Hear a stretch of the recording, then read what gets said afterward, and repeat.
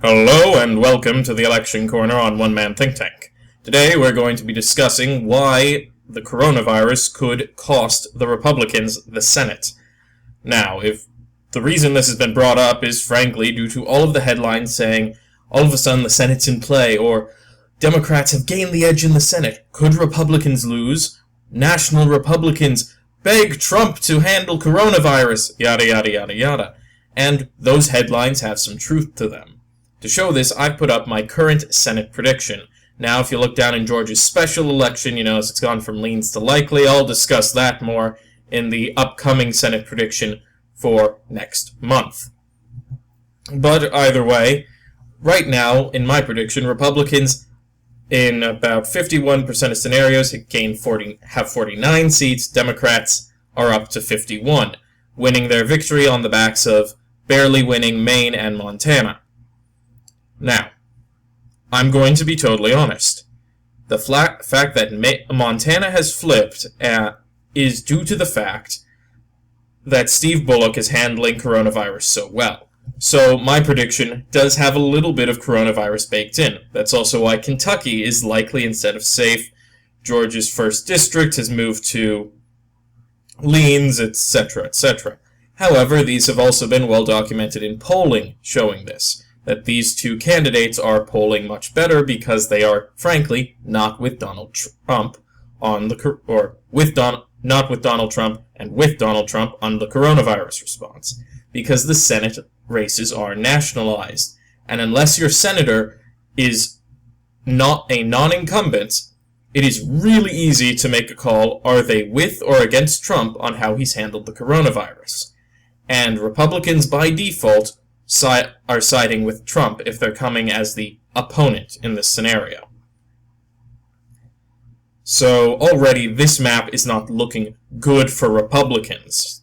The fact that a tilt towards the Democrats in the Senate is not good for the Republicans, also because the upcoming Senate election in 2022 is also not in their favor. That could very well give the Democrats a supermajority in the Senate, which Republicans don't want, but let's not predict an election ahead. Let's focus on the one in front of us.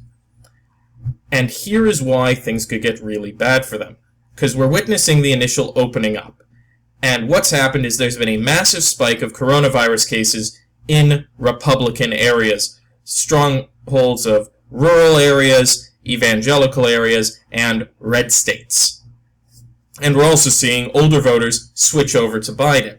I don't think that will correlate to the Senate races personally, but it's enough that it could result in a level of races being closer, because if enough people go, well, I'll vote for Biden, and I don't like how Trump's handled coronavirus, I may not show up for the Senate race, or slight chance they might vote for the other party. I think it's a better chance they just go, well, I'm just not going to vote in the race. So let's imagine, for whatever reason, the coronavirus catastrophe continues until there's not a second resurgence, but it continues until August, 2 months before the election. Roughly 2 months before the election, mid-August. At this point, we're going to have seen a strong, sustained hatred for the GOP, and that's just what happens when your party has the presidency and the Senate, and you're the guys saying, we're not going to give Americans $2,000 a month. People don't like that. The more people who lose their homes, who lose their health care, are less interested in making America great again from the guy who, in their opinion, has failed to make America great. So I'm just going to show what happens to this map if there is a 3-point swing in the polling towards the Democrats. This means, in total, Republicans will lose about 1.5 points and a Democrat would gain 1.5 points. Overall, a 3-point flip. So, to start off with, the Democrats would already feel a lot safer about not losing any seats because they would gain Michigan. Not gain, but Michigan would be a safe seat again. Michigan has been the weak link in the Democrats' chain, if you discount Alabama, for the past 5 months. just due to the fact the incumbent isn't very interesting and his challenger is. And that can cost you a seat. That's been shown to happen multiple times in American politics. Also, while the seats of Colorado and Arizona I will not put in the safe category because it requires them being flipped out to a new party, these are as good as safe at this point. Colorado's been there, Arizona's been going more and more into the favor of the Democrats, and at this point the Republicans would have to consider triaging Arizona in order to prevent the Democrats from gaining too many seats. Another seat which would really benefit for the Democrats is Montana. Montana will go to a leans blue seat. Montana is never going to go vastly Democrat by any stretch of the imagination, and it's a Republican incumbent. However, Governor Bullock has done a very good job of handling the coronavirus, according to Montanans. Montanites? I don't know. But he's done a very good job. He's polled really well, and that will cause him to poll a lot better in the general election. Because then they think, well, he's going up against the guy who supported Trump's awful policies, but we got Bullock, who protected Montana. And that's enough to boost him up into, at the very least, leans territory. Part of me wants to do likely, but I think at a 3-point swing, that's not enough to put him anywhere close to it. And also, Maine would go to likely Democratic, because at that point, a 3-point swing is putting Susan Collins behind in every poll. Not enough to put her opponent Gideon to over 50%, but it's enough to put her regularly in the lead at the high 40s, while Susan Collins will be now moved down to the mid-40s.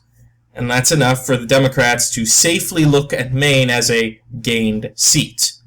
The same thing happens in North Carolina, where the seat doesn't become a safe seat for the Democrats, but it sure as hell pushes it very much into the range of, we're going to get this, because it means that the Republican polls mid-40s, the Democrat polls high 40s. And that means you only need a small sliver of votes to win. And historically, whichever party's in the White House doesn't get those sliver of votes. So it'll go to the Democrats. So without touching Republican seats, the Democrats are suddenly going from feeling, ooh, there's a chance we could win, to we've got this. And now we get to the part that's really difficult for Republicans, and frankly, why Republicans really need to retool their message in the future, because they're already losing these areas. So we'll start with Iowa. Iowa goes from being a likely Republican seat, mind you likely, to tilt. This is because the race is already closely contested, and there's an unpopular governor in the office who's of the president's party. Combine these two things, and Iowa becomes a hell of a lot easier for the Republicans to lose. The same story is true with Kansas, however, it just moves it into the Democratic territory. You have a popular governor who's of the Democratic Party in her handling of the coronavirus, and a very unpopular president and senator running for that party.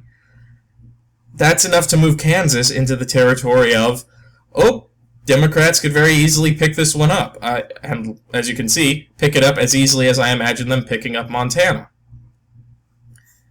In Alaska, it becomes harder for the conservative Sullivan to hold on against his opponent, whose name escapes me, but that's not a place you want to be. Alaska has a long-standing history of saying, well, we'll go it on our own, and all it takes is one outbreak each in Anchorage, and all of a sudden, you've lost Alaska.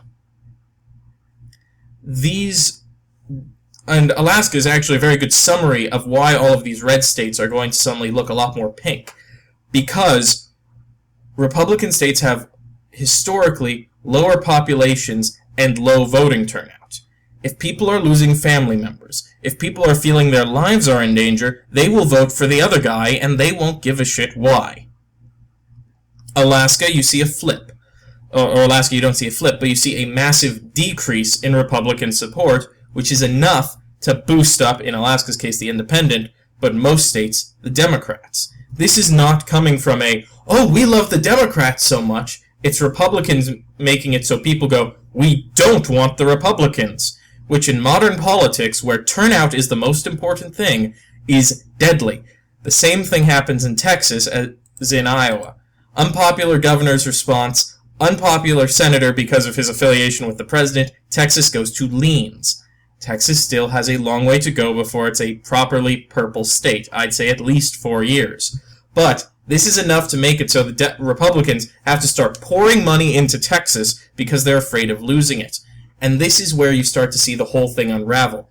Republicans having to put money in seats that should be safe for them in order to try and make it so their opponents can't take a supermajority in the Senate. With just the 4 states we've touched on right now, Democrats have already gained 1, and they have a solid chance of gaining 3 more, putting them only 5 seats away from a supermajority, better known as, we don't even need to abolish the filibuster, we can just pass our legislation. These states would be unchanged because the Democrats are not running strong candidates against their opponents. I don't think they're actually even running one in Arkansas, but the real spooky one for the Republicans should be the Deep South, and I'll do a more in-depth video here about the Virginia-ing of the Deep South. But here's where it gets scary. All of these states have historically voted red, conservative in this case, but have voted for Democrats multiple times. We saw in the last election that it's really not or the last midterm election, there's not a solid chance that these states are all of a sudden going to flip in this era of strong political polarization. But it's enough where Republicans have to start sweating under the collar. The first one and most obvious one why they'd be freaking out is Kentucky goes to leans. This is just, like I said, 3-point swing in the polling due to coronavirus. Popular governor, unpopular senator, who's in charge of the Senate, and has gone on record saying, I don't want to give you money. That hurts you. And if you're doing this for months, like I said, this is also an Arizona scenario. I think you'd need, Alabama, it's not even a state, August scenario, where this thing has gone on for about 6 months, solidly 6 months, and they've been saying the same thing, and it's very entrenched in people's minds. There are people who seem to be handling it, and people who seem to be willing to let Grandma and Grandpa die.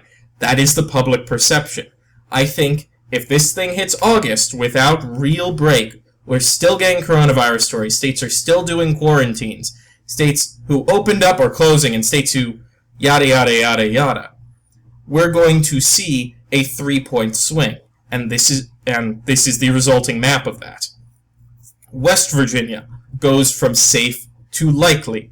It looks like either there's a chance Ojeda could become the Democratic nominee. There's also a chance Paula Jean Swearengton could. I don't think either of them have a solid chance of flipping the state. But that's even more telling about why West Virginia just went to likely. This is we want out. We're looking like we might vote Democratic for our governor and maybe even our state senate, so why not just do blue on the whole ticket, which could cost them West Virginia. Likely Republican, but now there's a chance the Democrats could win, and Republicans now need to spend money they could be spending on trying to take states like Michigan or hold on to Colorado, instead focusing on West Virginia. Tennessee falls under the same front as West Virginia. So does Mississippi, so does South Carolina. Incumbents who are tied to the Republican Party, who are now going, who also have their own controversies, are now going, oh no, we are suddenly a lot more in danger because we've now gone from having a very reliable margin of victory in this state to all of a sudden we could lose. It's not likely we could lose, but we'll need a little bit of money to make sure we still can win. Alabama, a seat the Republicans should have no problem flipping, is moving into leans just because there's a Democratic senator who can now go, yeah, I voted to give everyone $2,000 through this crisis and stop all of these, and stop evictions and all that jazz, and you know what? Gam Gam might have not died if we had passed my bill. That is a powerful campaign ad when the country has been suffering for almost half a year. And lastly, in Georgia, this seat goes to tilt the special election, because like I said, very skeptical about that, but the main seat goes to tilt for the Democrats because you've got an incumbent who's supporting Trump and his bills. The Republican Party, more than any other party in the past decade,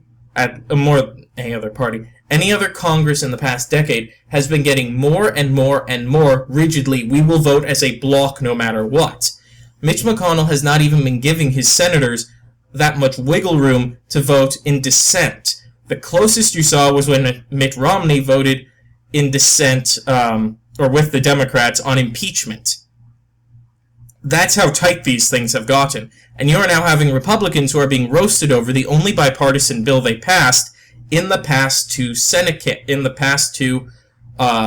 Congresses, the 115th and 116th.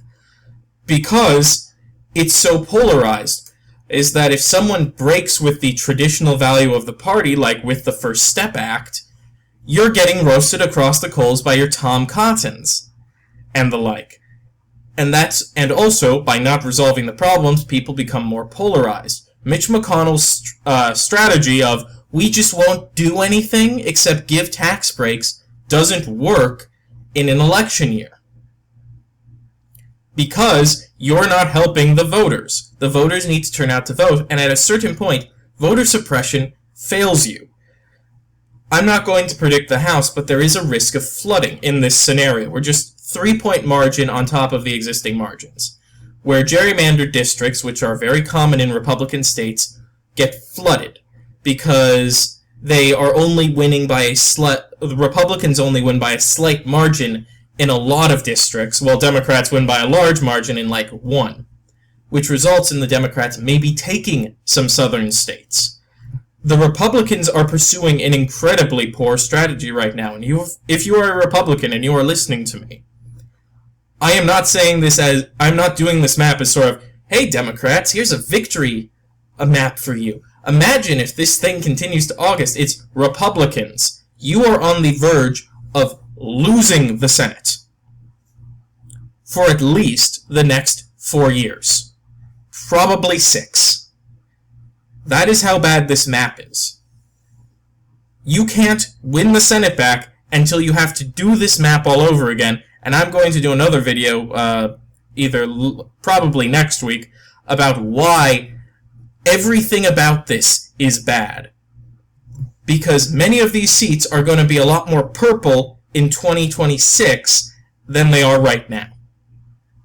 And frankly, just this is bad. You should be in a solid chance of holding 51 of the seats right now.